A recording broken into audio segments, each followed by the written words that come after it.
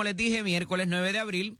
En el orden de los asuntos, la Junta de Supervisión Fiscal, envía carta a la gobernadora y le advierte acerca de los proyectos que adelantó, que tienen que ver con la reforma contributiva. Saben que parte de esos proyectos, al menos 13 de ellos, ya están presentados ante la Asamblea Legislativa para su consideración. Ya el de la congelación del impuesto al inventario fue aprobado por la Cámara de Representantes, pero advierte la Junta en esa carta que esas medidas no cuentan con una particularidad importante, que es un análisis fiscal o de costos. ¿Cuánto el gobierno dejaría de ingresar con la imposición o con la puesta en vigencia de esos proyectos de la gobernadora? Y eso crea un problema porque ya ha ocurrido anteriormente que gobernadores y gobernadoras de muy buena fe, bueno, hasta ahora han habido gobernadores, la gobernadora Jennifer González es la primera que tiene, la primera fémina que tiene el asunto de bueno, Wanda Vázquez también, ciertamente, que tuvo que bregar con la Junta y que le viran cosas, iniciativas, propuestas y cosas que ya habían estado en vigencia y le dicen, no, eso no va, hay que darle para atrás. Oye, viraron la reforma aquella laboral que tenía una vuelta atrás, por decirlo de cierta manera, de las políticas implementadas por Ricardo Rosselló, y dijeron, ¿sabes qué? Eso no provoca que haya productividad en el país. Así que dámele para atrás a eso y todo el mundo, de nuevo, el proceso de probatoria más largo y otras cosas que no necesariamente representaban dólares y centavos, pero iba a la productividad de los diferentes sectores y las diferentes industrias. Y en este caso, como hay particularmente situaciones donde se incide en la tasa contributiva, que es lo que se ha anunciado hasta ahora, y que eso implicaría también que personas participaran del beneficio que hasta ahora tienen los solicitantes de la Ley 60, de los famosos decretos contributivos. Mire, cuando le bajan la tasa, su responsabilidad contributiva, pues eso quiere decir que el dinero que le llega al gobierno va a ser menos. Y la Junta de Supervisión Fiscal se los anticipé aquí hace 2 días. Desde la semana pasada se los estoy diciendo para ser más preciso. Esto debería haber contado no solamente con un análisis y con un estudio fiscal, sino que también se hubiese dialogado de antemano con la Junta de Supervisión Fiscal. Yo no sé y no sabía, y así se los dije, si eso había sido así. Se habían creado unos comités donde todo lo que se habría de presentar ante la Asamblea Legislativa, inclusive el presupuesto del país, se iba a trabajar con las agencias concernientes, entiéndase la Oficina de Gerencia y Presupuesto, la Agencia Fiscal de Administración y Financiero y otra serie, y el Departamento de Hacienda, claro está, para que ya hubiera una conciliación en cuál iba a ser la postura antes de que llegara a la Asamblea Legislativa y tantos senadores como representantes pudieran ver que había en esa cuestión de presupuesto, que había en esas medidas, y dice, pues mira, ya AFAF dio su visto bueno, ya Hacienda dio su visto bueno, ya OGP dio su visto bueno. ¿Qué pasó con la Oficina de Presupuesto de la Asamblea Legislativa? Parece que tampoco existe eso. Y a lo mejor existe, pero no se lo ha enviado a la Junta y la Junta no lo ha visto y levanta banderas enviando una carta. Esas cartas no siempre han sido de buena fe, porque en el pasado, y tengo que decir, según digo una cosa, digo la otra, porque es la realidad, sí se han tenido conversaciones con la Junta, con los directores o directoras ejecutivos en su momento, y como quiera la Junta envía eso para como que curarse en salud, tú sabes. Déjame enviar la carta porque a pesar de que ya yo tuve conversaciones con el gobernador o la gobernadora, como quiera yo salvo mi responsabilidad porque eso me parece que está flojo y no tiene un estudio que a mí me convenza. Y entonces vamos a curarnos en salud y tiramos esa carta, la hacemos pública y de momento el gobernador, gobernadora o los asesores, quien sea que trabaje con esto, dice, pero ven acá, si yo hablé con Yabresco, si yo hablé con Mujica, si yo hablé con este o con otro que está en la Junta. Y ya veníamos hablando de estas cosas, cómo es que ahora envía una carta y la hace pública como si nosotros estuviésemos haciendo aquí lo que nos da la gana o que lo sacamos del bolsillo. Eso ha pasado también. Y hay algunas cosas, y particularmente, 2 presidentes de la Comisión de Hacienda de la Cámara de Representantes, particularmente, y cuidado si uno del Senado, cada vez que tenían estas conversaciones con los directores ejecutivos de la Junta, ¿sabe qué hacía? Se llevaban una libretita y se le llevaban un bolígrafo y le decían, fírmame aquí, ponme las iniciales, como que hablamos hoy acerca de esto, y que este era el costo. Y que ya desde el saque sabemos cuánto va a costar, y el dinero lo vamos a mover de esto a esto otro. Porque si bien estos decretos contributivos, yendo particularmente, porque trasciende en una noticia adicional, que se cancelaron cerca de 300 decretos contributivos, se revocaron. Y hay revocaciones y hay revocaciones. Hay distintos tipos de revocaciones. Hay una que implica que el decreto nunca existió. Y por tanto, todo eso que dejó de pagarse, que se debió haber pagado, a pesar de que quizás esa persona se movió a Puerto Rico para ese beneficio, te lo revocan y entonces tienes que pagar todo eso y tienes una deuda en Hacienda. Y cuidado con los gravámenes y con otra serie de circunstancias que también pudieran ocurrir de eso. Pero en ese caso, la realidad es que es dinero nuevo que no teníamos. Y esto se ha demonizado por un sector acomplejado del país, hay que decirlo también.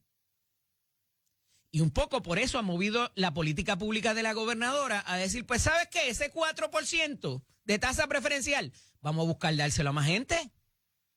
El problema es que esa gente a la que quizás la gobernadora de muy buena fe quiere dárselo, actualmente pagan una tasa del 24, del 32 a veces, dependiendo en la escala que esté dentro de lo que es ese código de contributivo, ¿verdad? De las contribuciones. Pero eso es importante porque esa gente sí ya está aquí. Esa gente sí está pagando una tasa más alta.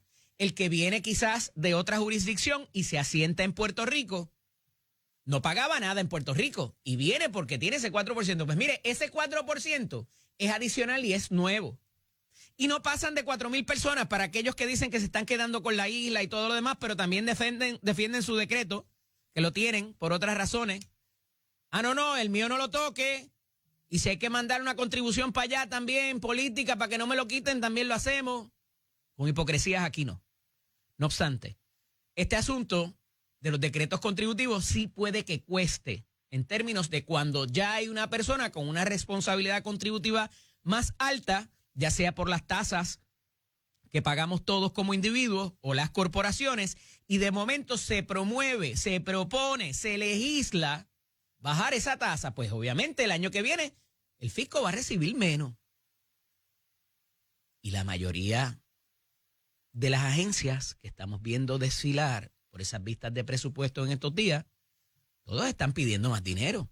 Y lo justifican, mira esto, lo otro, se fue este programa, nos quitaron estos fondos, hay que devolverlos porque eran fondos de pandemia y tenemos esta necesidad recurrente, necesitamos esta cantidad de empleados, hay estas plazas vacantes, no hay con qué pagarlas, casi todos en su mayoría. La única que puedo eximir de eso es a la secretaria del Trabajo que pasó por allí y ella dijo que necesitaba casi 50 millones de pesos menos porque ella podía hacer más con menos. Eso no es usualmente lo que se ve y ¿verdad? Lo compartí con ustedes en días pasados. Así que ese esfuerzo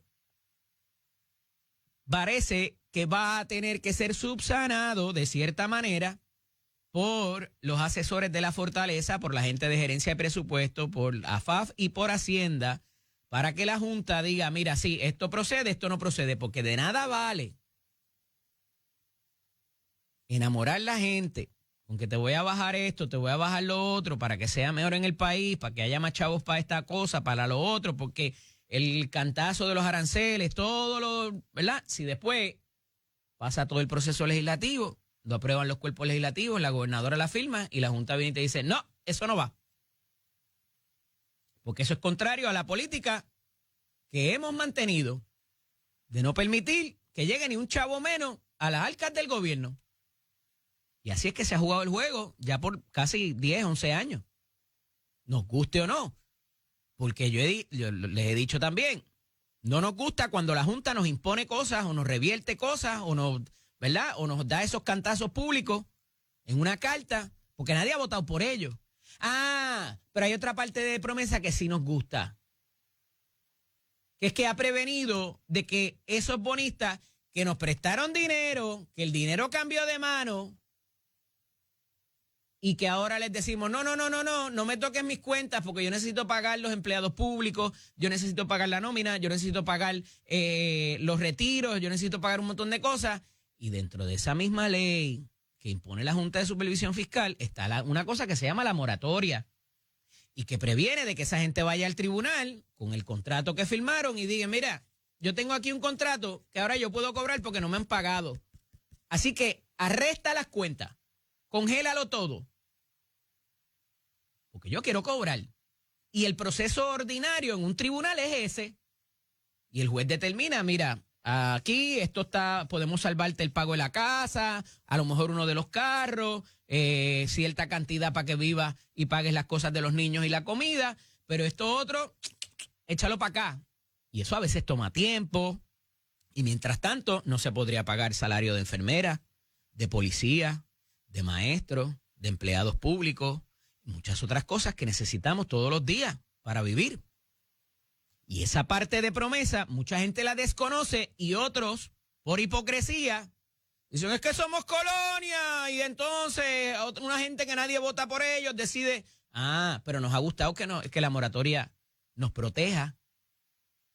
Entonces, pues, ¿verdad? Son deberes y responsabilidades, también como algún tipo de beneficio, que no lo tenía ningún Estado, que hay jurisdicciones y países que se han confrontado con la dura realidad, como pasó con Grecia en su momento, como pasó con Argentina, donde un tribunal desde el Bajo Manhattan le dio un botón y le congeló todas las cuentas del gobierno, sin invadirlos, sin mandarles un ejército para allá, sin meter preso a nadie. El juez firmó un papel, le dieron un botón y todas las cuentas quedaron congeladas y no se podía pagar a nadie.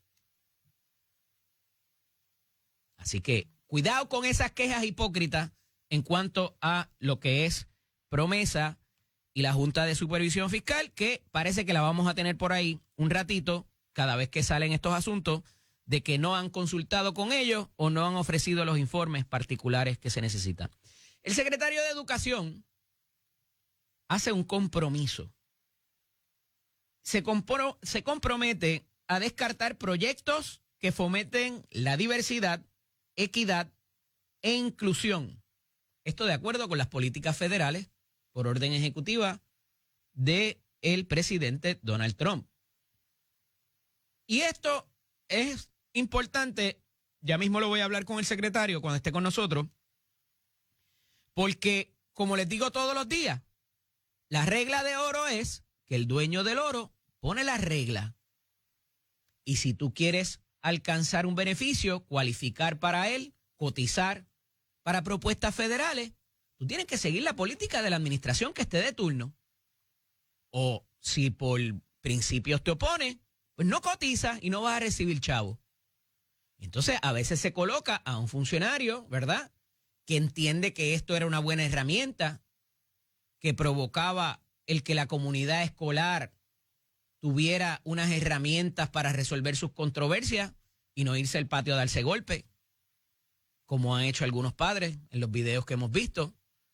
Pero trascendido esto, pues había esas herramientas que me parece que en un momento dado se fueron y se sacaron de control y trajeron los asuntos de género, que no debería tener nada que ver con inclusión y equidad, sino en esa relación, en esa dinámica que se da en seres humanos que conviven y que pasan más tiempo en la escuela o en el trabajo más que con sus familiares en su casa. Y esos programas, entonces, le dieron paso a otras cosas que tenían que ver con cosas de género y con todo aquello de los uniformes y los baños, que no tenía nada que ver. ¿Y cómo se salieron de control? La política pública federal en esta administración actual es que esos proyectos, mire, para afuera. No queremos saber de la diversidad, de la equidad ni de la inclusión. Y eso se está dando no solamente en Puerto Rico porque somos colonia, eso está pasando en los estados también. ¿Y qué te han dicho? ¿Cuál es el garrote y la zanahoria, como dice el americano? Pues te pasan, esto es lo que tú quieres hacer, tú quieres los chavitos de los programas, tú tienes que cumplir con estas normas, porque si no, pues no cumple con las normas y te quedas sin los chavos.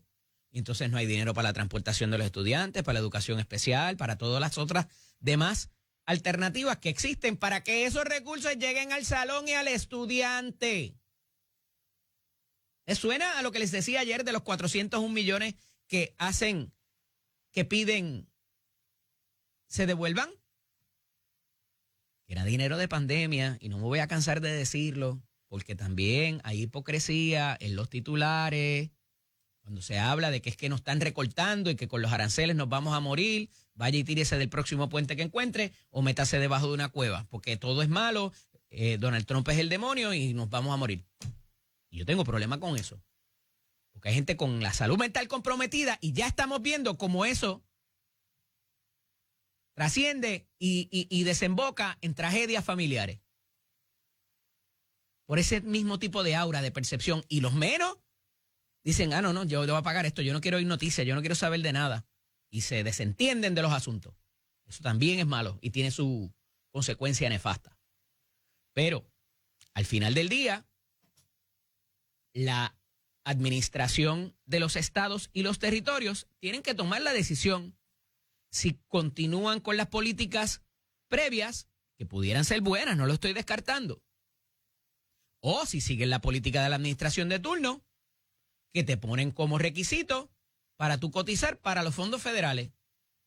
Puede que a usted no le guste, pero esas son las reglas del juego en esta administración, a la cual yo no necesariamente defiendo, y vuelvo y reitero esto todos los días de Cristo. Hay muchas cosas y muchos estilos que a mí no me gustan del presidente, pero tenemos que decir la verdad. Y ahí hay ya un enfrentamiento, no solamente de las Cortes, a pesar de que el Tribunal Supremo de los Estados Unidos le dice ayer a una corte inferior de primera instancia y a un circuito apelativo, las deportaciones de los venezolanos por asuntos de seguridad nacional, y fue 5-4 la decisión, estuvo apretadito, pero se pueden seguir deportando a los venezolanos que les cancelaron las visas esas que se llaman TPS, que tienen que ver con un tipo de asilo político. Y le dice, oye, puedes seguir deportando, pero caso a caso, y dame la información, y hay que tener una notificación y seguir un proceso debido. A pesar de esa gente no ser ciudadano, ellos entraron de manera legal, así que cuidado con ese tipo de situación. Hemos visto este enfrentamiento en las cortes, particularmente en distritos y territorios, o quiero decir jurisdicciones, estados, predominantemente demócrata, y se ha atacado a los jueces por parte de las figuras cercanas de Donald Trump y todo lo demás. Pero hay un enfrentamiento que está próximo a pasar, y les llevo hablando de estos días y quizás semanas, donde el legislador, el congresista o el senador republicano, porque los demócratas ya están en contra, a diferencia del señor que ya debe irse también para su casa junto con Nidia Velázquez, Charles Schumer, el de Nueva York, que votó con los republicanos para un recorte de $4,000 millones. Y ahora ese recorte presupuestario pasa a la Cámara y ellos dicen, eso me afecta a mis distritos. Yo estoy de acuerdo con que me recorten 2,000 nada más, 2,000 millones de pesos. Contrario a lo que quiere el presidente y lo que aprobó el cuerpo hermano, el Senado, que son menos. Pero acá son 435 personas, que muchos de ellos van a una elección el año que viene. ¿Y por qué eso es importante? Porque tienes que empezar a hacer campaña desde ahora. Un congresista, un senador de Estados Unidos tiene una cuota de con cuánta gente se tiene que reunir, con cuánta gente y cuántos mítines tiene que hacer, cuánto dinero tiene que recaudar diariamente. ¿Y cuál es el problema con eso? Que cada vez que va a sus territorios dice, mira, yo voté por ti, yo voté por el presidente y me votaron a mí. O me eliminaron este programa. O esta política tarifaria, arancelaria, como usted le quiera llamar, me está afectando. Mi retiro, que está basado en los índices bursátiles, se está yendo ustedes saben dónde.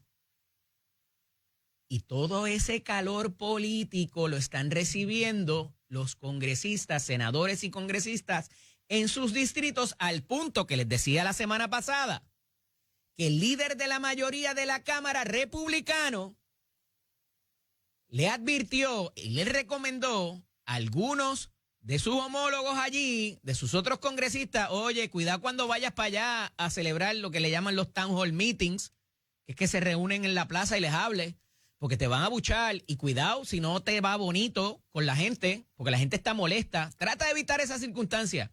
El problema es lo que les digo. Ya esos congresistas, esos políticos, al igual que muchas otras figuras en Estados Unidos, ya ellos tienen un libreto y le dice por día cuánta gente tienen que reunirse, a cuánta gente le tienen que hablar y cuánto dinero recoger. Y en tanto y en cuanto eso se afecte, automáticamente se afecta sus posibilidades para salir reelectos.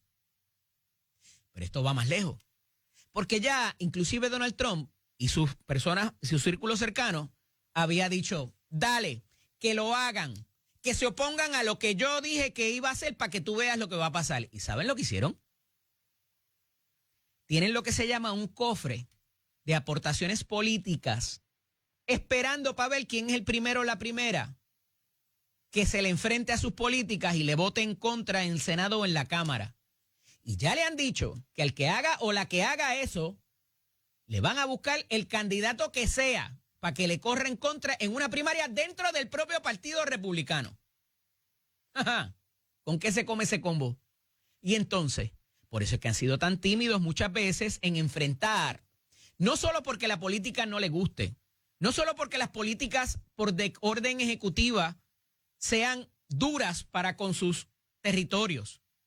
Aquí lo que hay es que muchas de estas políticas se entiende que constitucionalmente en un sistema de balance de poderes, de pesos y contrapesos, hay cosas que las tiene que legislar el Congreso y el Senado y que no se pueden hacer por orden presidencial porque la Constitución de los Estados Unidos prohíbe ese tipo de actuación unilateral sin que haya un filtro de las personas representativas de cada uno de esos distritos, estados y jurisdicciones que digan sí, no, y entonces pasa al presidente para que lo firme.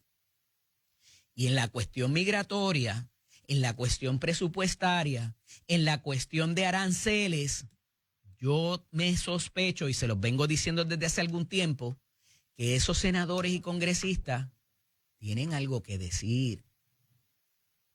Y que mínimo, si son cosas nuevas que no están legisladas, derogan cosas que sí ya estaban legisladas. Por tanto, entra en el campo de acción, en el plato, en la bandeja de esos congresistas. Y por eso es su rol, su desempeño, que lo ven de alguna manera atacado o usurpado por el presidente. Cuando regresemos hablamos con el secretario de Educación, Eliezer Ramos Párez, aquí en Nación Z, con el licenciado Eddie López, estableciendo contacto con el secretario Eliezer Ramos Párez, secretario de Educación, para hablar sobre algunos asuntos del Departamento de Educación, particularmente esta noticia que sale hoy de lo que tiene que ver con los programas de diversidad, inclusión y equidad en el departamento. Me parece que ya lo tenemos por la vía telefónica. Buenos días, secretario, bienvenido a Nación Z. Buenos días, Eddie, para ti y todos los escuchas. Un abrazo, mi hermano, mi cariño siempre para su señoría y para la familia. Secretario, ayer hablábamos acerca de esta cantidad de fondos que parece que son adicionales, pero me parece, no sé, que están incluidos los 150 de la semana pasada, más algunos otros, donde hay que devolver cerca de 401 millones, nos dice la prensa escrita, pero este dinero tenía que ver con asistencia pandémica, que tenía un término para utilizarse y si no habría que devolverlo, que no es necesariamente porque estas políticas de Donald Trump son malas, nos quieren matar y verdad y es el demonio que vamos a morir. ¿Eso es correcto o cómo funciona esta devolución? Es correcto, has hecho un buen resumen. El periodo de liquidación formal de estos grants vencía en enero de 2025, este enero pasado. Se había extendido de manera discrecional y a todos los estados y los territorios hasta marzo 2026. Esa fue parte de la comunicación de la Secretaría Federal, dejando sin efecto esa extensión pero abriendo la puerta a que individualmente cada estado y territorio pudiera solicitarla. Así que estamos en ese proceso. Y sí, como bien tú dices, hay una mezcla de fondos aquí. No solamente estamos hablando de los fondos que administraba Educación, igualmente estamos hablando de los fondos que había recibido la oficina del gobernador para atender temas educativos y que muchas organizaciones sin fines de lucro estaban utilizando para ciertos proyectos y ciertos trabajos. Estamos hablando de los fondos GEARS también. Claro, me contesta una de las preguntas que tenía, que era por qué la prórroga no se había solicitado, a tiempo, fue que la extensión que se había concedido se canceló. Exactamente. A nivel general, a nivel de los estados, todo el mundo tenía liquidez, tenía sobrantes todavía de este dinero sin usar, así que automáticamente el exsecretario Cardona había emitido esta extensión. Así que esa extensión general que se había dado es lo que se ha dejado sin efecto, pidiendo que cada territorio y cada estado someta su justificación para esta prórroga. Y ese es el proceso en que estamos. La utilización de los fondos, y siempre doy el mismo ejemplo aquí, secretario, si hay un grant de esas propuestas que es para comprar bolígrafos azules, usted no puede comprar lápices rojos porque tiene que devolver el dinero, lo multan, lo ponen en sindicatura y lo que ya todos sabemos, además de que tener que devolver el dinero. Pero la gama era bastante amplia para la utilización de estos fondos, particularmente lo que tenía que ver con la pandemia, e inclusive agencias dieron aumentos de sueldo y pagaron horas extras, hicieron otras cosas de naturaleza recurrente que ahora, si esos fondos no están, hay que ver de dónde se saca el dinero. En el Departamento de Educación, ¿se hizo una cosa así? Mira, originalmente cuando se trabajó el aumento de los $1,000 de los maestros, se utilizaron estos fondos, pero ya hace un periodo de tiempo atrás, estamos hablando de más de prácticamente el año fiscal anterior, ya el departamento a través de sus fondos ordinarios había absorbido todo lo que son las obligaciones relacionadas con salarios. Así que no vamos a ver un impacto directo en ese tema de los salarios. Sí te puedo decir que igualmente, yo creo que lo has resumido muy bien. Número uno, sus gustos estaban sí restringidos, aunque este grant era mucho más amplio que otros y su periodo de obligación fue a septiembre de 2024. Quiere decir que posterior a esa fecha no se podía determinar un cambio de uso o una nueva obligación. A mí me preocupó, secretario, porque dice la nota de prensa que habían servicios ya ofrecidos y facturados y que aún así, y algunos de esos servicios tenían que ver con terapia y servicios de educación especial. ¿Cómo pasa eso? ¿Cómo hay un servicio facturado, ofrecido y facturado y todavía no se desembolsaba dinero desde algún tiempo considerable? Mira, el proceso, número uno, qué bueno que traes a colación, ¿verdad? Y ahí es que viene tu pregunta sobre servicios ordinarios, ¿verdad? Y gastos ordinarios de la agencia en un grant que es extraordinario.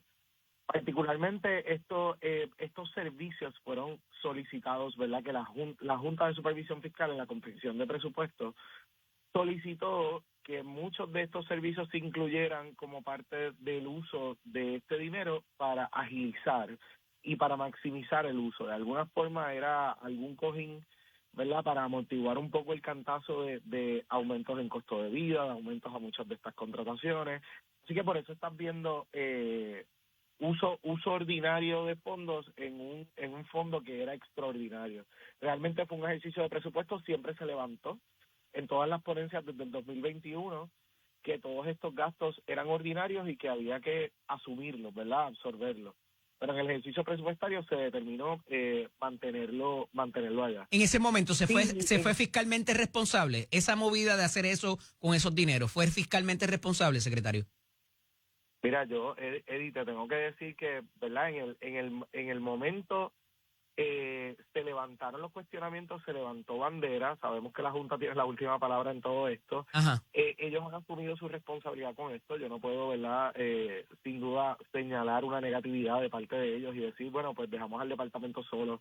Pero usted levantó esa bandera en su momento. Sí. Me consta. Sí, se levantó previo a su salida del departamento, ¿verdad que sí? 2021, 2022, se levantó en todo momento que se pudo en ese proceso presupuestario. Sin duda alguna, yo, ¿verdad?, me atrevo a decir que en efecto no necesariamente fue un ejercicio responsable. el que se utilizara este dinero para asuntos extraordinarios. Y nuestro plan financiero a 5 años ya contemplaba que este año fiscal no debían estarse utilizando esos fondos, así que a mi regreso, pues obviamente sí hubo una sorpresa. El personal me tuvo que poner en contexto de que en efecto este diálogo se había tenido y se había optado por nuevamente utilizar fondos de emergencia para gastos ordinarios. Sí te puedo decir que el asunto en Puerto Rico por el síndico, por las condiciones específicas, pues tornan este proceso de facturación y pago en un proceso de reembolso. Así que no es como que el departamento está, ¿verdad?, atrasado en ese proceso de facturación y pago. Por eso, ¿verdad?, aclarar que muchos de estos algunos de estos servicios se pagaron y ya estaban en proceso de reembolso, ya estaban en la cancha, en la oficina del Departamento de Educación Federal, a cargo de darle a ese botoncito para liberar algunos de estos fondos, e igualmente, como todos, son ejercicios, ¿verdad?, y obligaciones que estaban en tránsito. Así que hay servicios que se estaban dando, todos estos servicios que hablamos de mantenimiento, seguridad y terapia se estaban dando. Y típicamente la facturación nos llega días después de cerrado el mes, una vez esté lista. Así que, por ejemplo, los servicios de enero muchas veces se facturan a finales de febrero o entrado marzo. Y todo este ejercicio lo estamos viendo. O sea que cuando se habla de esos servicios ofrecidos y facturados, ¿solamente son del mes pasado o hay cosas más viejas, secretario? No, va a depender ¿verdad?, del contratista, del momento en que somete la factura, de que su factura esté bien, así que, ¿verdad? No esos contratos no tienen una cláusula que dice que a los 7 días de culminado el mes hay que presentar la factura. Tienen cláusulas, sin duda alguna. Y ¿verdad? Son términos directivos, obviamente hay circunstancias que a veces ocurren, y estamos hablando de servicios bastante complejos, ¿verdad? Estamos hablando de mucha gente dando servicios en las escuelas, tanto en el área de terapias, mantenimiento y seguridad. No, y no es lo mismo un solo practitioner que sea una corporación, una compañía o hasta ¿verdad? Profesionales que den el servicio ellos mismos, que pueden hacer la factura, que cuando tienes 5, 10, 15, 20 personas a veces trabajando para ti, sino más en muchas instancias. Estamos hablando de cientos de empleados en cada una de estas áreas. Claro. ¿Verdad? O sea, es una operación bastante compleja. Igualmente, ¿verdad?, habían temas de construcción que están ahí y otros temas como los cambios de pupitres que yo mencionaba. Así que aquí hay proyectos que no los hemos cancelado, pero sí los hemos mandado a paralizar hasta tanto tengamos un panorama claro y completo.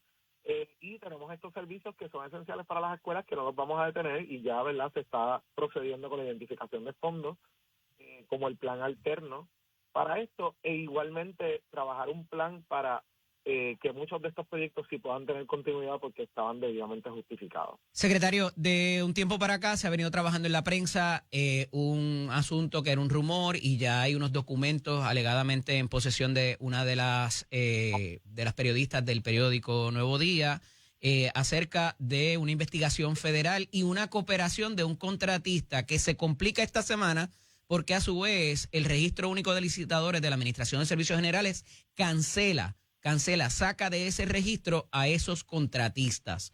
¿Qué nos puede decir en cuanto a eso? En efecto, hay una investigación, ¿le consta, le han citado a usted o alguna de las autoridades del Departamento de Educación a esos efectos, que se identifica a su vez con Héctor Joaquín Sánchez? Mira, no, voy a ser bien categórico con esto. A mí no me consta, ¿verdad?, que en efecto hay una investigación en contra del senador y en contra de nadie. Yo sí recibo, ¿verdad?, y en la oficina recibimos requerimientos todos los días de distintas cosas, muchos de ellos identificados con expedientes, con transacciones, y todos los días se está trabajando con esto, y hablamos de la Oficina del Inspector Federal, estatal, del Contralor, del FBI. ¿No puede confirmar que existe una investigación por esquemas con contratistas? Hay muchos requerimientos que se han estado solicitando y que igualmente la directriz... Secretario, me traiciona el tiempo, lamentablemente. Tengo que irme, pero hablamos pronto, Dios mediante. Un abrazo. Yo espero estar pronto por allá. Seguro que sí. Un abrazo. Esta es Nación Z con el licenciado Eddie López. Me comuniqué con el secretario y le pedí unos minutitos adicionales porque, es verdad, no teníamos que ir a la pausa comercial, pero entiendo que lo tengo ya ahí. Secretario, buenos días, nuevamente. Así es, Eddie. Disculpe. Estoy acá con usted. Me decía de la investigación de Héctor Joaquín Sánchez o de la situación de los contratistas, pero esto ya cuando hay una agencia adicional se complica en términos de de que algo está pasando con ese contratista y se había hablado también de una cierta detención a nivel de las preintervenciones y demás de los contratos en la agencia. Mira, Eddie, con respecto a todo esto, hay muchos procesos que a veces la gente los ve como extraordinarios y son ordinarios para nosotros. Okay. La realidad es que la agencia mueve millones de dólares todos los días. Estamos hablando de un flujo enorme de transacciones. No hay agencia que se compare con el Departamento de Educación con todo esto. Lo entiendo, pero se Así hablaba que de unas enmiendas a los contratos, particularmente con unos aumentos de cuantía. Y yo decía, esto puede haber sido algún tipo de medida cautelar o una represalia por haber cooperado y devuelto unos dineros, según lo que dice el parte de prensa. No, para nada. El flujo de los contratos surge de las mismas oficinas, su necesidad, la reevaluación. Y obviamente cuando llegan a la oficina del secretario, pues sí se establecen prioridades. Ya. Pero no ha habido tal cosa como que la agencia haya tomado algún tipo de particularidad o algún contrato o alguna decisión sobre esto. En el flujo natural, sin duda alguna, es que ha habido cambios de decisiones con el área de recursos humanos, carrera magisterial, obviamente a mi llegada, pues una nueva visión. Sí. Y una y hay asuntos que a lo mejor se estaban finiquitando y estaban a punto de estar bajo contrato, pero ya no hacen falta y simplemente se dejan sin efecto. Secretario, ahí, más allá de las situaciones controversiales, ¿verdad? También hay anuncios positivos dentro de eso, la pérdida de fondos, pero hay cosas que se han hecho también en estos primeros 100 días. ¿Qué ha pasado en el Departamento de Educación? Mira, esta semana estuvimos hablando del programa de escuelas bilingües. Este programa se separó de lo que es el programa de inglés, particularmente para darle esa agilidad, movilidad y apoyo a las escuelas en ese proceso de transformación. Igualmente se abrió la academia para certificar maestros bilingües en la isla. En alianza con la Universidad de Puerto Rico, unos 700 maestros comenzaron a tomar créditos universitarios para certificarse de manera formal, ¿verdad? Tener sus credenciales listas para este proceso de implementación. Estos 700 maestros no se limitan a las primeras 14 escuelas que van a estar trabajando con este proceso de inmersión de 80-20, que es el que estamos hablando, sino Claro. que hay maestros de otras escuelas, así que eso nos abre la oportunidad para comenzar esas conversaciones con estas otras escuelas. Igualmente en el tema del autismo, tuvimos la oportunidad de comenzar a informar una academia para certificar maestros, tanto regulares como de educación especial, en el área de autismo, igualmente con alianza por la Universidad de Puerto Rico. El protocolo para estos diagnósticos, uniformarlos, ya tenemos la primera reunión con el Departamento de Salud, igualmente protocolos para atender emergencias en las escuelas. Estamos viendo muchas escuelas sin la capacidad o las herramientas para poder manejar situaciones con nuestros muchachos. Así que estamos sentándonos distintos jefes de agencia para lo que es el manejo de estas situaciones, cuándo llamar al 911, cuándo cierta agencia de emergencia se activa, cuándo llega, qué es lo que va a estar haciendo, darle mucha más claridad y que muchas de las situaciones que a veces llegan a los tribunales no lleguen, ¿verdad? Sí. No perjudiquen ni a los niños ni a los funcionarios que muchas veces están tratando de trabajar y dar lo mejor de sí para manejar una situación XYZ. Y aprovecho y le pregunto, secretario, un asunto que usted conoce muy bien, el asunto del pleito que hay de educación especial. Se le había hecho un ofrecimiento a esos padres. ¿Dónde estamos en cuestión de tiempo y espacio de esa reclamación?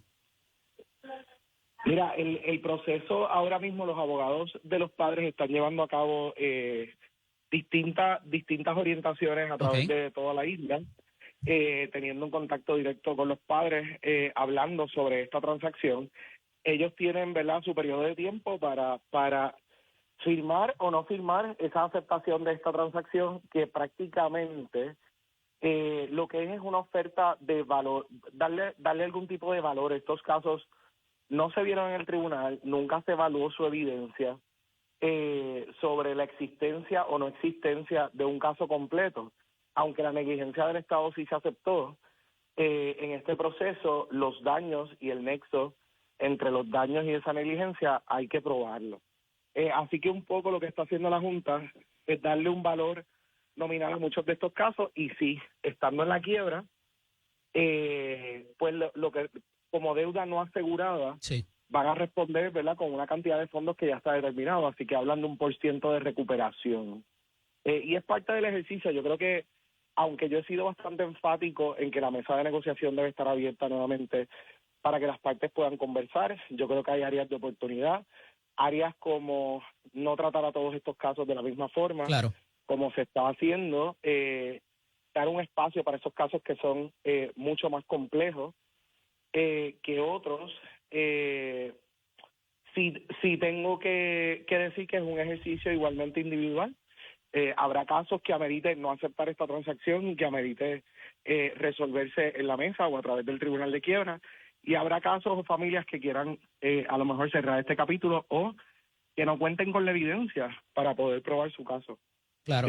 Así que, ¿verdad?, el ejercicio yo creo que es caso a caso. Aunque hablamos de un pleito de clase en la fase de injunction o interdictal, no hablamos de un pleito de clase a la hora de evaluar estos daños. Claro. Le interrumpí con esto porque quería saber cuál era el futuro, ¿verdad?, de pero me estaba hablando de los demás logros que se han conseguido ahora en los primeros 100 días de administración. Mira, estamos hablando de igualmente lo que es el proceso de descentralización que se ha puesto en marcha de cara a agosto. Muchas de estas iniciativas conllevan cambios, ¿verdad?, en sistema, cambios en guía. Llegó la hora de actuar. Yo creo que se ha pensado, se ha meditado mucho, así que hemos hecho ya una reevaluación completa de lo que fue el proyecto ideal. Vamos a estar rescatando iniciativas que están ahí, como el tema de las compras, que la mayoría de las compras puedan iniciar y acabar en la escuela, como el tema del recurso humano a nivel de región, que toda esa toma de decisiones se pueda atender desde la región educativa, el tema disciplinario, darle los recursos a la región para que pueda ser mucho más efectivos a la hora de atender situaciones negativas que a veces ocurren. Igualmente el tema del acceso a los fondos federales y la transparencia. Ya hemos comenzado igualmente conversaciones con la Junta para cambiar un poco la forma de confeccionar el presupuesto en el departamento, y que desde ese inicio en la confección de presupuestos se le pueda dar mucha más transparencia. Yo no sé quiénes han tenido oportunidad de ver una resolución presupuestaria, pero es complejo y es técnico. Yo he visto 22 de ellas a través de los años, secretario, pero bueno. Le quería preguntar acerca de eso, de la sindicatura, cuán cerca pudieran estar de salir de ella en términos presupuestarios. Pero antes aprovecho y le pregunto, este asunto de la descentralización, como se conceptualizó en el cuatrienio pasado, ¿es una buena idea? ¿Estaba bien hecho? Y si es cónsono con las políticas de la administración actual del presidente Trump.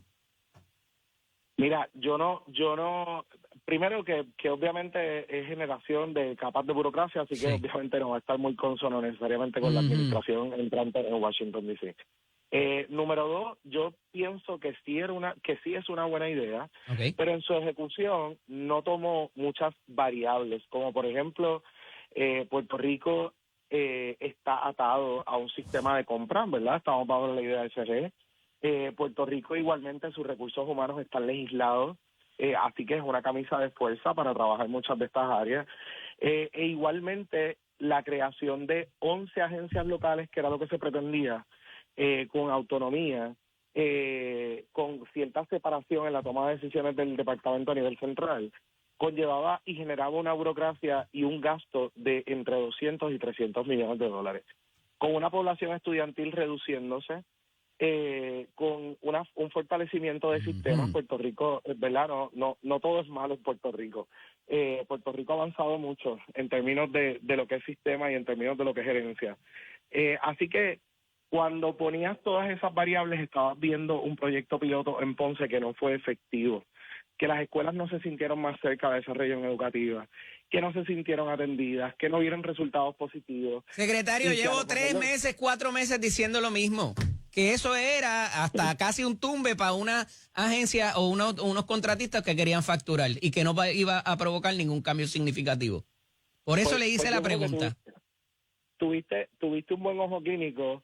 Yo tuve la oportunidad de hablar con el secretario federal saliente, y parte de los errores que le vi es que hay personas en esa mesa de trabajo creando una estructura a beneficio propio. Claro, porque eso fue lo que levantó mi bandera, porque tenías a un tipo que venía aquí 3, 4 veces al mes. ¿Y por qué tanta insistencia en eso? Pues obviamente había unos contratistas ahí muy cercanos a una de las figuras a él, ¿verdad? Y no le estoy acusando de nada, pero levantaba sospecha que hubiera tanta insistencia en cuanto a eso, como si él no tuviera nada que hacer allá en la capital federal con el resto de los territorios y las jurisdicciones.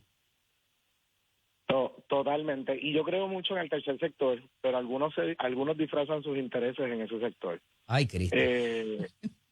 Así que realmente tuvimos la oportunidad de reevaluar. Cuando yo anuncié este proyecto en el 2021, no era un proyecto para romper el sistema unitario, era un proyecto precisamente para esto, para descentralizar y buscar eficiencia. Entiendo. Y en el camino, ¿verdad? Luego de mi salida, pues cambió todo el enfoque de este proyecto, así que prácticamente estamos volviendo al origen de este proyecto, maximizando el uso de los fondos, llevando los fondos a la escuela y no creando estas burocracias, así que nos vamos a mantener por el momento con eso sí es consono con estas políticas.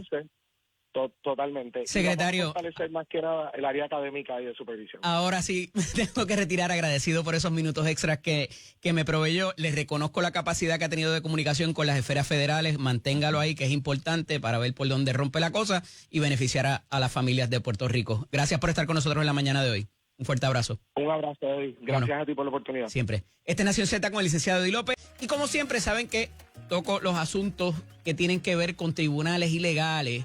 Y ayer trasciende una nota muy interesante de un suceso que no es nuevo, que habíamos visto en semanas recientes y que tiene que ver con un tipo de situación que se da de una alegada infidelidad y que se graba y se coloca en las redes sociales cuando la persona llega a la casa y se encuentra con los infieles y los graba estando desnudos.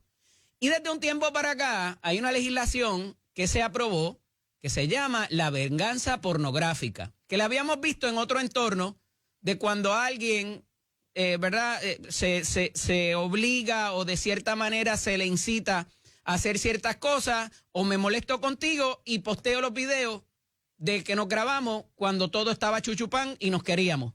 Y ahora, como no quieres hacer lo que yo quiero, o me dejaste, pues te posteo el video. Y eso era lo que en un principio buscaba castigar esta medida que se llevó por legislación. Pero, y aquí está el problema, porque yo participé en esos foros y en esa discusión, y el problema es que se decía, pero es que esa persona consintió a que se tomara el video. Sí, pero no consintió a su publicación. Y se entendía de que una vez tú consintieras a que te tomaran el video, consentías a la publicación también, y por eso hubo que legislar.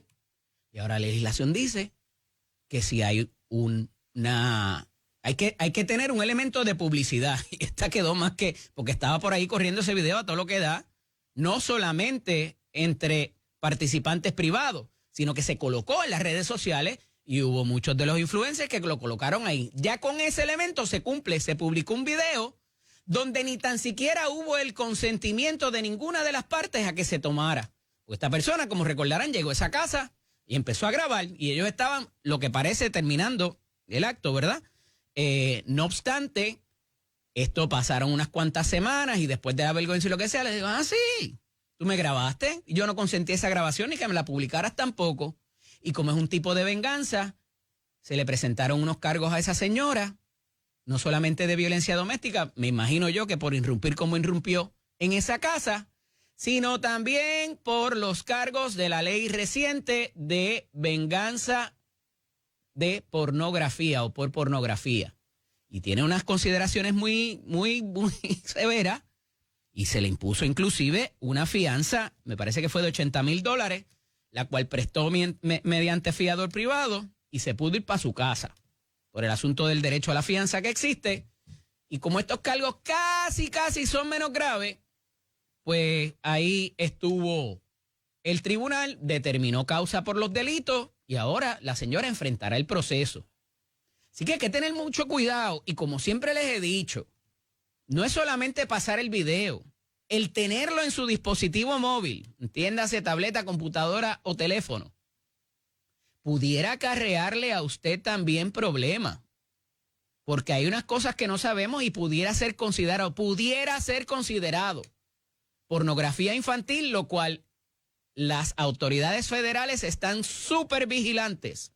No solamente para el que graba el video y explota y maltrata a esos niños o a esos menores que no tienen capacidad de consentir, sino para las personas que se lo pasan entre ellos, lo publican en cualquier parte del internet o que los tienen presentes en sus dispositivos móviles. La legislación y la jurisdicción federal contempla eso también. Así que cuidado con lo que le envían, con qué lo mantiene y mínimamente, mire, bórrelo, sáquelo de su teléfono y si puede, dígale a esa persona, por favor, no me envíe esos videos, no los necesito tener en mi teléfono y le apercibe de una vez y le advierte.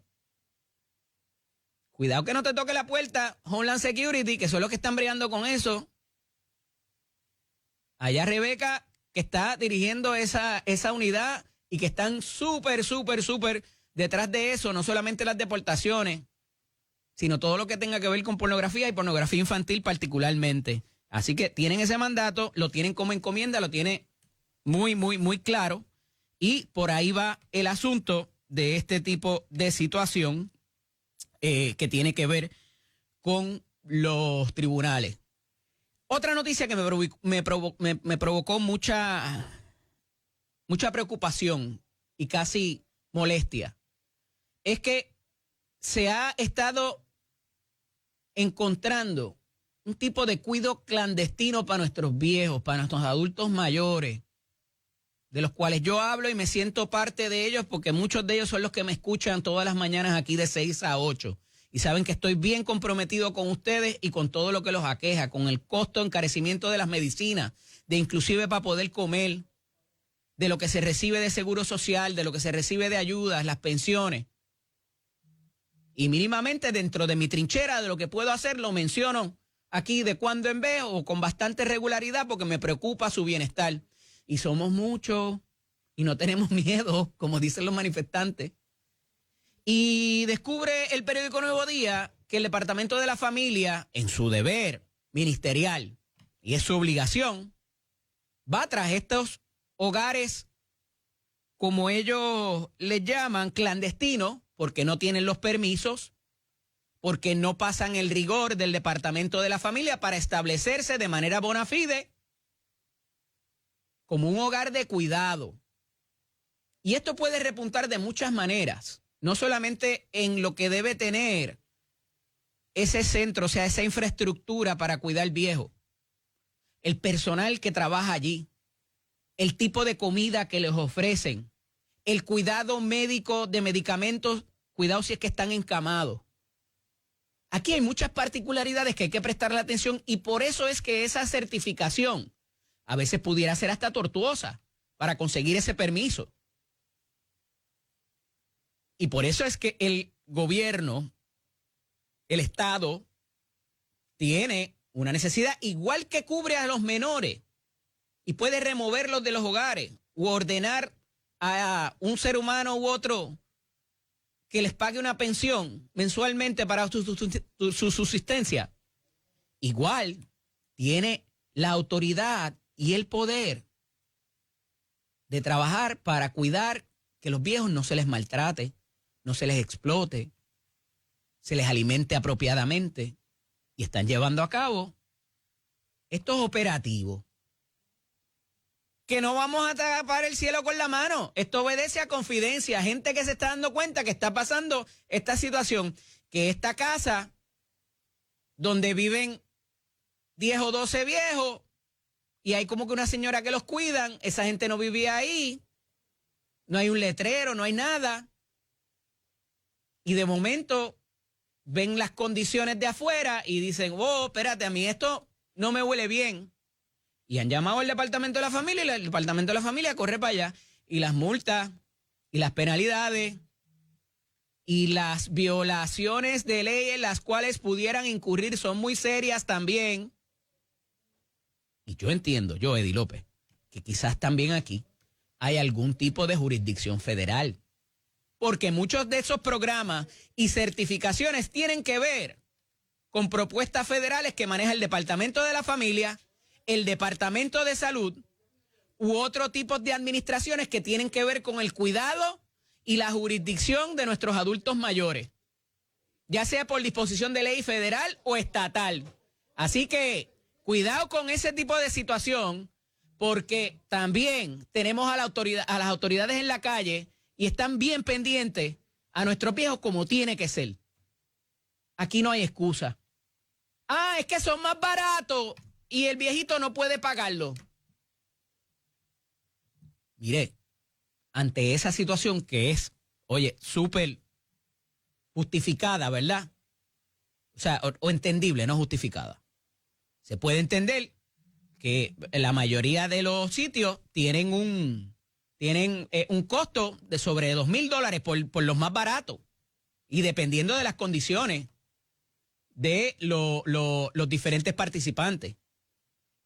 Pero me parece acertado el que se esté dándose seguimiento a las condiciones de estos adultos mayores que se merecen algo mejor y mínimamente que consigan los permisos que tienen que conseguir. Les tengo una sorpresa aquí. Está con nosotros la gobernadora de Puerto Rico, Jennifer González Colón. Buenos días, bienvenida. Buenos días a ti y a todos los amigos que nos ven y que nos escuchan. Qué bueno poder dialogar con usted, gobernadora, ya cerca de los 100 días del mandato de la administración. Mire, yo llevo el conteo todas las mañanas aquí de la sesión y de la administración también. Muy bien. Y de todas las cosas que están ocurriendo. Y quería un poco poner en contexto, para aprovechar los minutos, gobernadora, porque se han hecho unas comparativas quizás de su gobierno con gobiernos anteriores del Partido Nuevo Progresista y los que la conocemos ya de cómo trabaja. Quizás se esperaba de que inclusive estos comités de los 4 pilares que usted tiene desde su campaña ya estuvieran trabajando desde antes y que como quizás, y me parece una comparativa injusta, debo decirlo, la del gobierno de Ricardo Rosselló, que comenzaron y metieron un montón de órdenes y ya tenían la legislación redactada. ¿Por qué eso no pasó? Pero primero hay varias cosas. El primer reto grande fue la situación energética de Puerto Rico. Claro. Y esa nos convocó a hacer comités de trabajo previos a la juramentación. Tuvimos más de 5 reuniones que produjeron 2 cambios a las leyes importantes para poder hacer lo que tenemos. Claro. El principal problema que tenemos es de generación, con más de 21 unidades generatrices fuera de servicio. Algunas con averías desde hace 14 años atrás que ahora equivalen a sacar permisos nuevos. La segunda, tenemos una situación distinta. Tenemos la Junta de Supervisión Fiscal. Sin duda. ¿Verdad? Así que hay algunas de esas medidas que tienen que pasar por ahí. El organigrama que se hizo para las agencias de gobierno, las confirmaciones de esos secretarios nos ayudó a poder hacer muchas de estas cosas por la vía ejecutiva, ¿verdad? Así que se radicó legislación de aquellas o que queremos que queden de manera permanente o que tenemos que hacer un cambio de ley para poderlas ejecutar. Nos dedicamos en los primeros días a poner todos esos programas a correr. Por ejemplo, ahora yo te puedo decir uno de los programas que estaba en esa plataforma, que era la Academia de Apoyo a Padres de Niños con Condiciones Especiales. Yo no tuve que hacerlo por ley, lo pudimos hacer y ya se están adiestrando consejeros, psicólogos, orientadores. O sea, eso está corriendo en el Departamento de Educación. La segunda, que son las escuelas bilingües, ¿verdad? Que para mí es bien importante, fue un compromiso de campaña. Ya en agosto empiezan 30 y pico de... Nos lo estaba diciendo el secretario ahora de Educación que estuvo con nosotros. De unidades. Y eso conlleva, ¿verdad? Cambios de currículo, organización. No lo tuve que hacer a través de proyecto de ley, se hizo de manera directa. Lo mismo me pasa con el programa de manejo de emociones, que es uno tan importante para lo que tiene que ver con atajar la violencia y la violencia doméstica en Puerto Rico. Ya ese currículo, ¿verdad? Se está trabajando para empezar en agosto. Lo mismo también el adelantar los cursos de justicia criminal para aquellos que quieren ser policías. Se hizo y empieza en agosto. Hay otras medidas, ¿verdad?, que sí se lograron radicar, las que tienen que ver con reforma contributiva, son unas muy técnicas. Necesitábamos el recurso del gobierno en ese sentido, los números para poder modelarla. Así que ese comité de reforma contributiva que se venía reuniendo cada dos días en cada semana desde enero, produjo 14 enmiendas a la ley, ¿verdad?, para la configuración de la primera parte de esa reforma contributiva, que la reforma, el restante, ¿verdad?, la evaluación de todo lo demás, la evaluación de la impuestos, ¿verdad?, por autos, lo que tiene que ver con cómo se computan muchas de estas cosas, la vamos a ver en la sesión de agosto, porque entonces ya la Cámara de Representantes no tendrá la evaluación del presupuesto del gobierno de Puerto Rico, ¿verdad? Claro. No podíamos darle esas 2 responsabilidades. Pero aún así, si me comparas con gobiernos anteriores, ya yo tengo más legislación radicada en los primeros 100 días que cualquier otro gobierno de los últimos 20 años. Pero usted, le reconozco una astucia política que mucha gente no tiene por las contiendas particulares y las circunstancias de las contiendas que usted ha participado y que ha prevalecido en todas, ¿verdad? Y sabe medir muy bien la calle. Y la percepción parecería que es que este gobierno como que está stalled, como que no pasa nada. Al revés, yo creo que la mejor muestra de lo contrario es las medidas que tomamos para permisos. Permisos es a lo que nos dedicamos en los permisos, infraestructura, contributivo y energía. Esos eran los 4 pilares de su campaña primarista. Y lo que tiene que ver con la gente, ¿verdad? Atender a la gente con condiciones especiales, niños, etcétera. Pero lo primero que hicimos fue cambiarla en una orden ejecutiva cómo se iban a manejar los permisos en el gobierno. ¿Por qué? Porque yo tengo un montón de fondos federales que los teníamos estancados de los pasados 6, 8 años que no se habían utilizado porque las propias agencias de gobierno no le habían otorgado permisos para mover proyectos federales. Y yo no me puedo dar el lujo de perder ese dinero de infraestructura. ¿Qué me ha producido ya por la vía ejecutiva estos cambios? Primero, nombramos un gerente de permisos, nombramos jueces administrativos, se nombró el personal de cada una de las agencias para trabajar desde un solo sitio. Y hoy nosotros tenemos más de 5.798 permisos adicionales aprobados que a la misma fecha del año pasado se identificaron como parte de la administración, que fue a lo más que nos dedicamos en esos primeros semanas, 700 proyectos críticos de infraestructura, de los cuales ya 200 tienen permiso. Así que para mí esa parte de poner a correr, el mejor ejemplo fue ayer, un hotel que el gobernador anunció en agosto del año pasado, no había podido comenzar ni siquiera su primera piedra de construcción, porque no tenía ni el permiso de construcción ni el permiso único. Y nosotros pudimos, con estas órdenes ejecutivas, hace un mes atrás, otorgar ese tipo de permisos. Así que si yo pongo al gobierno a correr, si pongo a la gente que pueda hacer sus arreglos en sus casas, que puedan estos proyectos en los municipios, literalmente poner esos proyectos a salir, voy a acelerar la economía. Hablemos brevemente de los nombramientos, gobernadora. Yo no recuerdo en mis 22 años a través de asuntos de gobierno una administración que tuviera tantas controversias en los nombramientos tan seguidos, ¿verdad? En 100 días de comienzo de una administración. ¿Coincide? Yo lo miro de otra manera. Yo tengo la mayor cantidad de aprobaciones de nombramientos en el gobierno en estos casi 100 días. Si lo comparas con la Asamblea Legislativa del Partido Popular el cuatro años pasado. Perfecto. La cosa es las controversias que han tenido los nominados. Sin embargo, han sido aprobadas. ¿Verdad? Yo creo que algunas controversias provocadas políticamente, como en el caso del secretario de Salud, otras públicamente por issues que algunas personas entendían que no deberían estar. Sin embargo, en todos y cada uno de esos casos han habido un proceso de vistas públicas donde los nominados han podido revisar. Es comisión total, gobernadora, de camino viene la otra. Y al final del camino que tú tienes jefes de agencia confirmados. Yo tengo solo un nombramiento que ha sido derrotado. Así que si yo miro esto, el Senado ha atendido con mayor diligencia cada uno de los 114 nombramientos que nosotros hemos enviado hasta la fecha. ¿Cuánto queda por nombrar más o menos? ¿Tienes idea? Quedan muy pocos, ¿verdad? ACES, que para mí es un puesto bien importante, porque es la primera. Es un puesto importante porque como parte de la plataforma de gobierno yo hablé de meterle mano a los planes médicos, de defender a nuestros viejos, ¿verdad? En sus cubiertas de salud. La persona que tenía al final no pudo estar disponible, ¿verdad? Que conocía el tema, así que estamos en ese proceso porque esa persona es medular para los cambios que tenemos que hacer, ¿verdad? Y no puedo tener una persona primero que no domine, que no conozca y que no tenga algo de experiencia en esos temas y tampoco la fuerza para enfrentar ese tipo de cosas. La relación con el presidente del Senado, le ha hecho unas advertencias recientes, ha utilizado las redes sociales o sus redes sociales para hablar de los nominados y mandar como unos mensajes medio crípticos ahí. ¿Está intacta esa relación? ¿Es buena? Vuelvo y te digo, todo el mundo conoce los estilos de cada cual, yo respeto los estilos, respeto las opiniones. Al final del camino, cuando se le da ese debido proceso, como ha ocurrido, que se le da el proceso para que el nominado pueda explicar, se subsanan, ¿verdad? Todas estas interpretaciones o percepciones que pudieran tener algunos. La realidad es que en el caso de eso pasó con el secretario de Recursos Naturales, pasó con el secretario de Salud, ¿verdad? Y me imagino que pasará también ahora, pasó con la secretaria de Justicia, que una cosa era las críticas, una cosa fue la vista, y lo mismo pasará con la secretaria de Estado. ¿Entiende la van a confirmar en el Senado? Yo entiendo que sí. Mira, yo creo que nosotros tenemos una secretaria de Estado de primer orden, con la capacidad, que fue la persona que estuvo a cargo de liderar la plataforma del PNP en la pasada elección.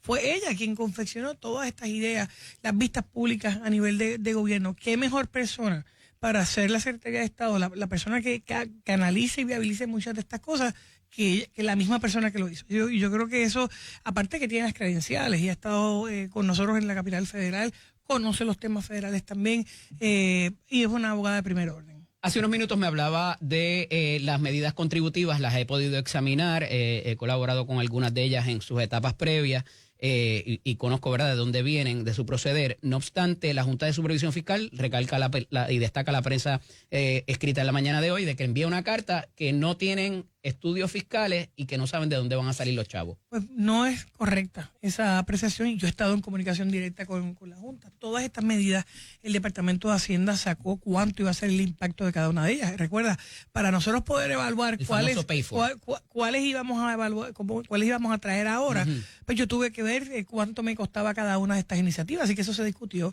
en ese comité. Tú tienes expresidente del colegio.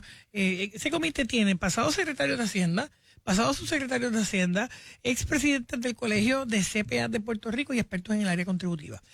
Así que nosotros dividimos cuáles iban a ser. Yo quería ahora bajarle las contribuciones a la gente, pero en esta etapa del proceso no teníamos la fuente de repago porque no teníamos el nuevo presupuesto, ¿verdad?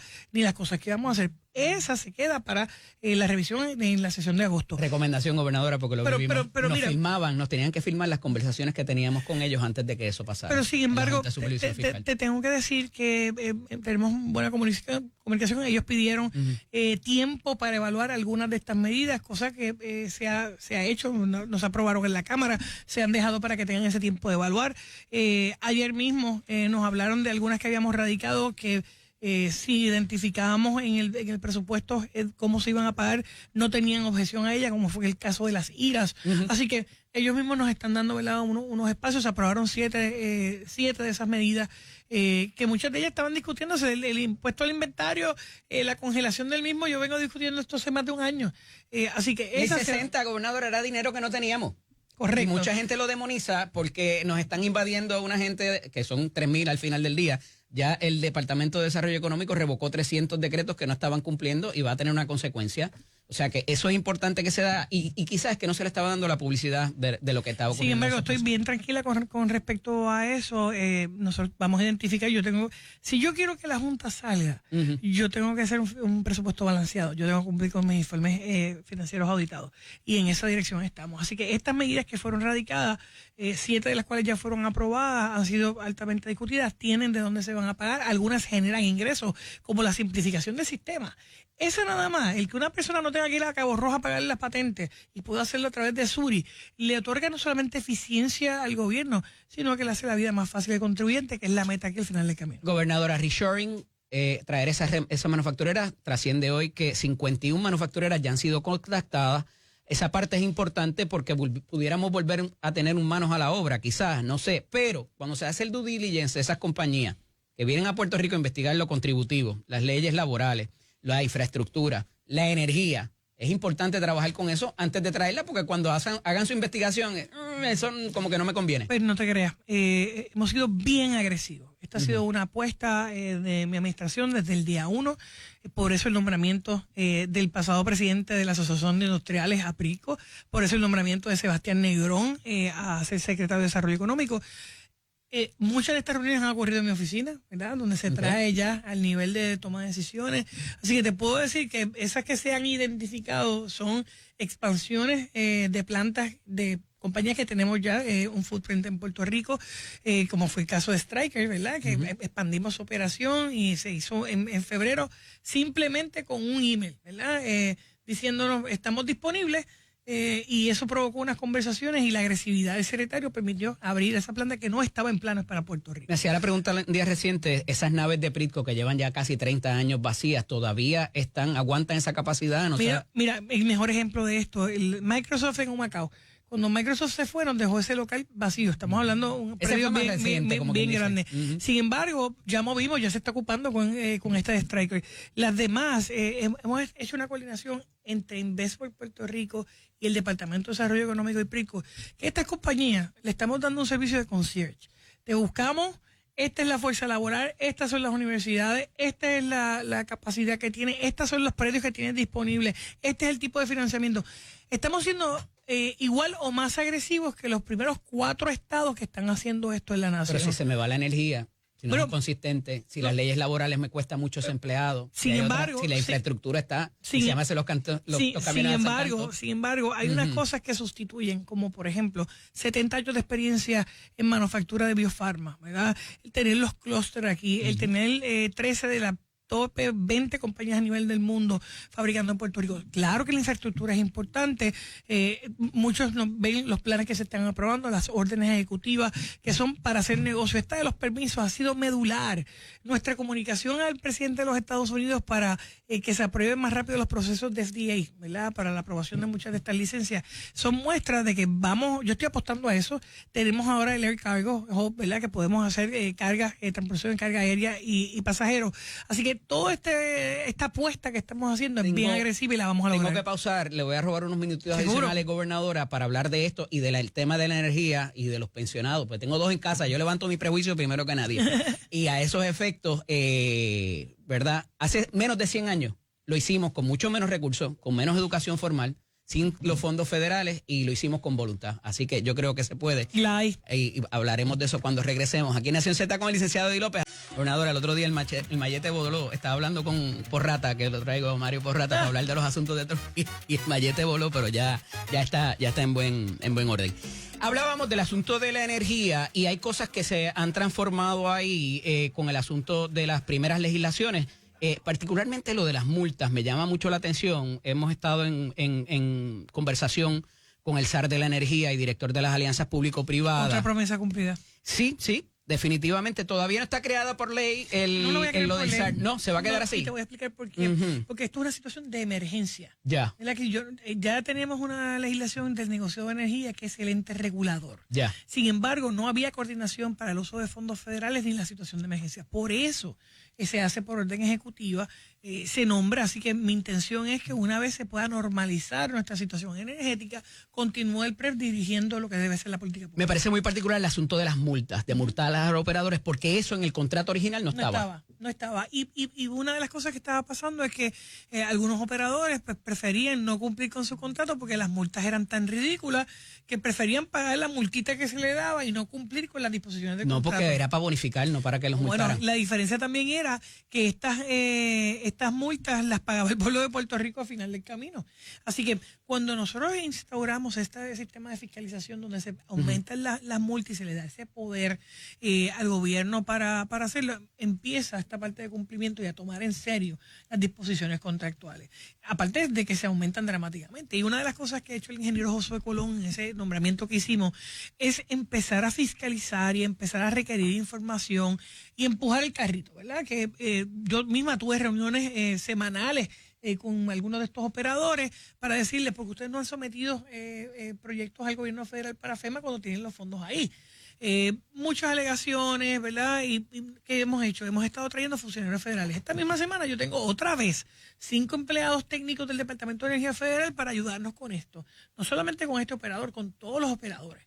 ¿Para qué? Para avanzar el trámite de muchos de estos casos, que es lo más que toma tiempo. Si yo quisiera, por ejemplo, abrir una planta nueva de generación en Puerto Rico de gas natural, por todos los permisos federales y estatales me hubiera tomado entre 5 y 6 años. Pero ahora hay un decreto de emergencia que releva todo eso. Y nosotros hemos hecho enmiendas a los decretos también para agilizar aún más la coordinación a nivel federal. ¿Eso relaja las contrataciones también y los requisitos para contratación y los procesos competitivos? No, ahí tiene que haber subasta.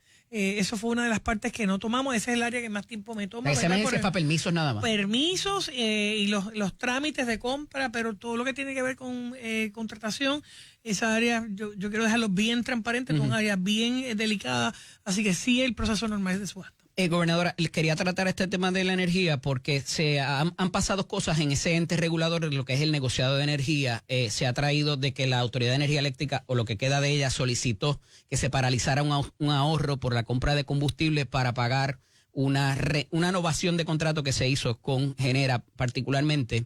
Y el asunto de las multas lo traigo dentro del marco de Genera y no de Luma, que me parece que está haciendo un ejercicio de mejor comunicación recientemente, hay que decirlo.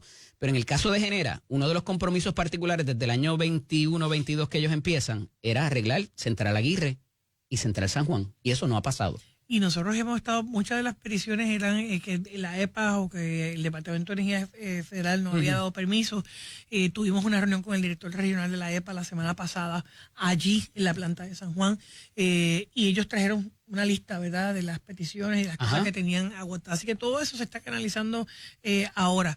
Pero no le va a quitar que el SAR de Energía esté pendiente, y ustedes han visto... Pero él mismo le señaló...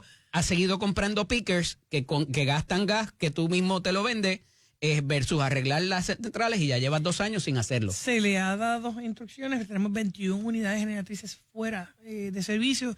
Fuimos a ver una... Porque no los multamos de una vez. Bueno, allí se le ha dado... Porque hay una revisión de la tarifa básica, que es otra cosa distinta cuando se piden aumentos en las facturas por otras circunstancias. En el caso de los pensionados, los jubilados de energía eléctrica que dieron un servicio, ¿verdad?, en las líneas, trabajando, peligroso, y se ganaron, ese fue el contrato con ellos al final del día. Ustedes encontraron unos ahorros de cerca de una cantidad, y estaban pidiendo hasta que pudieran solventar, me parece que era hasta julio, habían encontrado un dinero para pagar esos 25 millones por mes. Y les autorizaron un solo mes. Pero dentro de esa carta donde les autorizan un solo mes, también le dicen, ustedes tienen que someter un aumento de factura para pagar esas pensiones. Y nosotros... la Junta de Supervisión hace eso. Y nosotros nos negamos, ¿verdad?, a hacer eso en este pago del mes de abril. Y quedamos en una reunión, de hecho que no había habido una reunión de este tipo, me dice el propio director ejecutivo de la Junta en los últimos 3-4 años, discutir cuáles iban a ser todas las alternativas. Obviamente yo tengo que rehusarme y buscar cualquier otra alternativa que no sea el aumento de la factura, porque ya eso va a tener, ¿verdad?, otros efectos sobre el costo de combustible, entre otras cosas. Esas reuniones van a estar ocurriendo ya. Y ahí vamos a ver el panorama real, porque mi meta, ¿verdad?, que fue lo que dije públicamente, es que solucionemos esto de manera permanente. Tú no le puedes seguir imponiendo esta carga emocional a estos pensionados que no saben si cobran, si no cobran. Esto crea una situación de estrés y de salud. En casa, ese prejuicio lo tengo yo. Y de salud mental, aparte que no es política fiscal responsable. Así que nosotros vamos a buscar una solución permanente. El único problema que yo le veo a eso, gobernador, y sé que se lo deben haber traído, si uno utiliza otro bolsillo para solventar obligaciones de la Autoridad de Energía Eléctrica, los bonistas también pudieran decir, págame de ahí. Por eso está tan delicado, ¿verdad? Y por eso recabé a la Junta que trabajáramos esto en conjunto para no afectar las demandas que están corriendo, ¿verdad?, y que pudieran poner en peligro también el resto de los fondos de la isla. Gobernadora, me queda otro segmento más y quiero entrar a si las guerras primaristas ya se acabaron. Parece que en las agencias todavía pasa eso, y eso está atado a muchos de los documentos que le han sacado a los dominados para tratar de avergonzarlo. Esas guerras parecen no haber subsistido, y Jorge Santini me parece una movida acertada para quizás acabar con ese tipo de controversia. Mira, nosotros pasamos la primaria hace mucho tiempo atrás, y yo no hubiera prevalecido en una elección si toda la base del PNP se hubiera unido a votar. Recuerda que había 1000 coaliciones. Así que yo me siento bien agradecida. Yo aumenté el voto íntegro del PNP en la pasada elección, ¿verdad? Fuimos el partido con mayor voto íntegro, más de 400,000 votos íntegros. Eso... Cuando tú miras el próximo partido, sería el Partido Popular, y quedó en tercer lugar, con menos de 200 y pico mil. Así que me siento bien contenta. Nosotros pasamos eso. De hecho, toda la estructura, nuestra política de servidores públicos está integrada.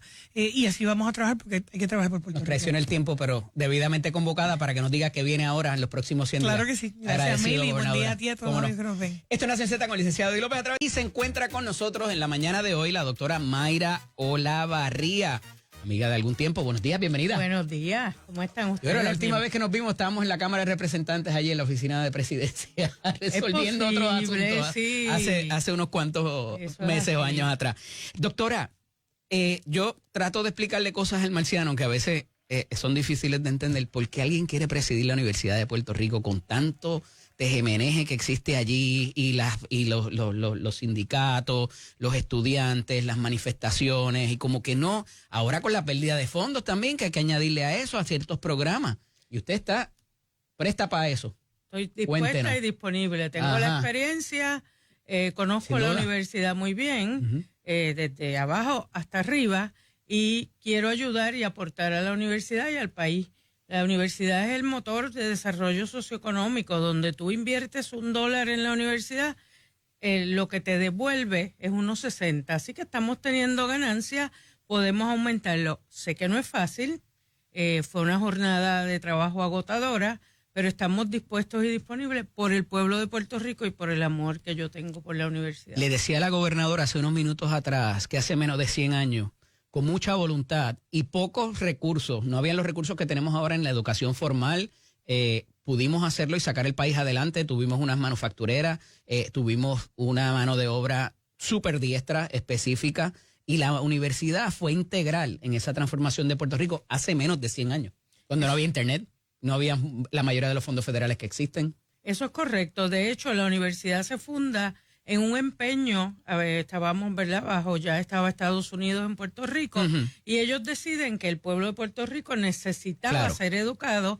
así que la universidad y su desarrollo ha estado atado al desarrollo socioeconómico. Pero más allá de la fundación hubo cosas que pasaron después, y los recintos y la especificidad de quizás los agrónomos allá en un área de la isla, y cada recinto, o de lo que son hoy recintos o los colegios universitarios, se especificaron porque entendían la necesidad que había, y esa transformación fue hace menos de 100 años de nuevo. Eso es así. Y tenemos que seguir transformando el país porque tenemos nuevos retos. Usted mencionó, mientras hablábamos ahorita, los recortes que vienen en fondos federales, la necesidad que tenemos como país de sembrar, de tener manufactura. Así que la Universidad de Puerto Rico puede preparar a todas las personas que van a dirigir esos esfuerzos. ¿Cómo se pueden de alguna manera mitigar el que no se pierda esas investigaciones de esos profesionales de excelencia que tenemos, científicos trabajando en la universidad? ¿Eso se perdió ya? ¿No hay manera de rescatarlo o hay manera de mitigarlo de alguna forma? Yo pienso, doctora, que hay manera de mitigarlo. En Estados Unidos hay unos movimientos, algunas universidades private funding, país, quizás está buscar private funding, movernos a volver a resometer los grants con otros parámetros para ver si entonces son aprobados. Pero fondos privados son importantes. Se está hablando de traer industria a Puerto Rico y la universidad, entre otras cosas, pudiera adiestrar, enseñar a los empleados de esas manufactureras. Se ha traído el asunto de las patentes, que nunca la universidad ha tomado ventaja completa. Digo, esa es la percepción, no sé si sea la realidad, de que pudiera tomarse aún más ventaja de eso y de ahí sacar chavitos también. El proceso de patentes es uno que toma bastante tiempo. En Presidencia hay una oficina que se dedica a eso. Yo estuve reunida con los que estaban allí, pero es que el proceso conlleva unos asuntos legales que toman tiempo. Y no son rápidos, sí. El registrar ese tipo de, ¿verdad? Porque hay que ver qué está haciendo el resto del mundo también para poder proteger ese tipo de situación. Pero me parece interesante porque ya, por lo menos por 15 años, en la mayoría de las cosas quedas protegido legalmente de que eso es tuyo, ¿verdad? Esos diseños son propios, ya sea de la universidad o del científico que trabaja en ellos. Para aquellos que no conozcan a Mayra Olavarría, siempre fallo en comenzar con esta pregunta, pero me parecía que con todo lo que está pasando, pues poner el contexto. Pero su señoría, ¿qué ha hecho? ¿En qué se especializa? ¿Cuál es su educación formal? Y todo lo que envuelve quién es Mayra Olavarría. Yo soy psicóloga clínica, esa es mi profesión. Estudié en el recinto de Río Piedras de la Universidad de Puerto Rico. Me he especializado por la práctica más en la psicología con niños y adolescentes. Soy profesora en el recinto de ciencias médicas. Doy clases a los médicos residentes que están haciendo especialidad en psiquiatría y en psiquiatría de niños y adolescentes. Pertenezco allí a múltiples comités. Trabajo día a día con todos los empleados de la universidad en ciencias médicas. Estuve en la Junta Universitaria, estoy ahora mismo como senadora de mi recinto nuevamente.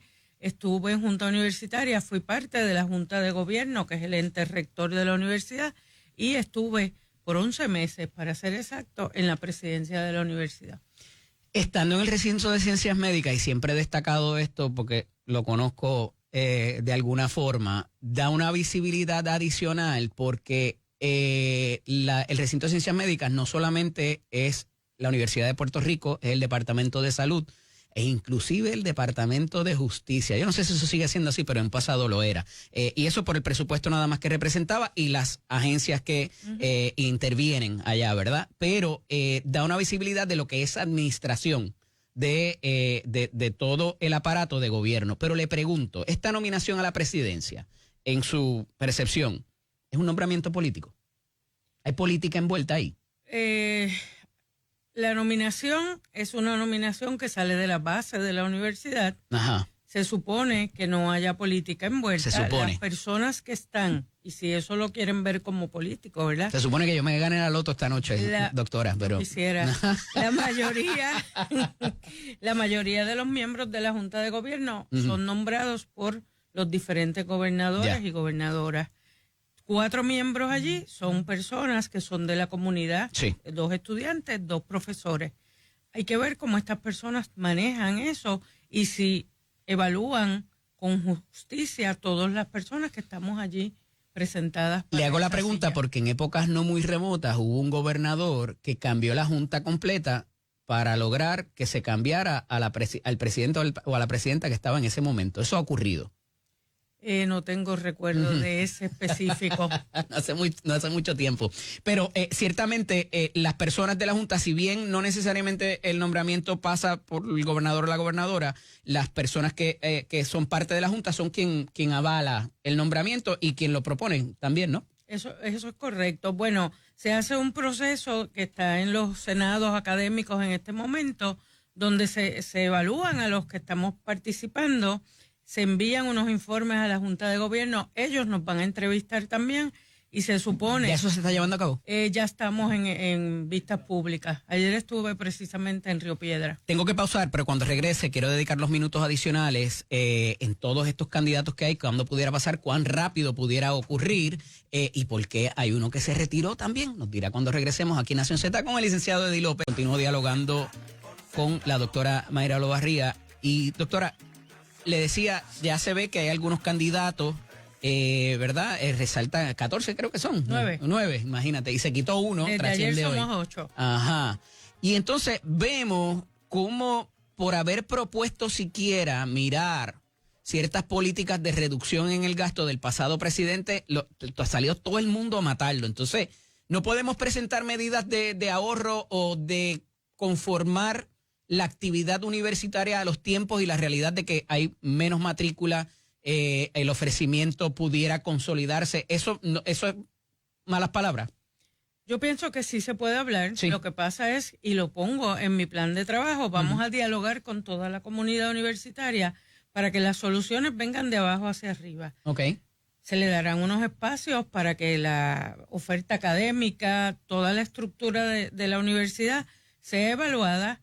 Si no cumplen en ese tiempo, pues entonces le tocará a la presidencia tomar decisiones que van a ser difíciles, que no incluyen cerrar recintos, que sí incluyen fomentar crecimiento económico y hacer alianzas con la empresa privada, buscar estudiantes en la diáspora, que tenemos millones de puertorriqueños y puertorriqueñas fuera, buscar alianzas con América del Sur, América Central, nuestros hermanos caribeños, que quieran venir aquí y tener un título de una universidad Lo que acreditada. hacía el pasado presidente García Padilla de llevar a cabo un tipo de actividades para exalumnos, ¿eso se pudiera explorar o eso es Claro, proscrito?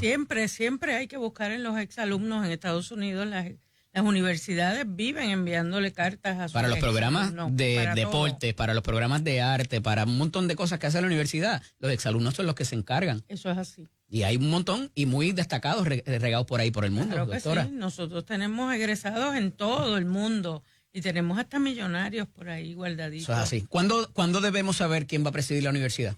El plan de la Junta de Gobierno es que para el día 1 de julio ya haya una persona asignada. En propiedad. En propiedad. Pues hablaremos entonces de cara a que eso pase. Mucho éxito en ese proceso. Gracias. Agradecido Estamos a de que su estuviera orden. acá con nosotros. Gracias. Doctora Mayra Olavarría, aquí con nosotros en Nación Z. Agradecido de que hayan estado con nosotros en la mañana de hoy.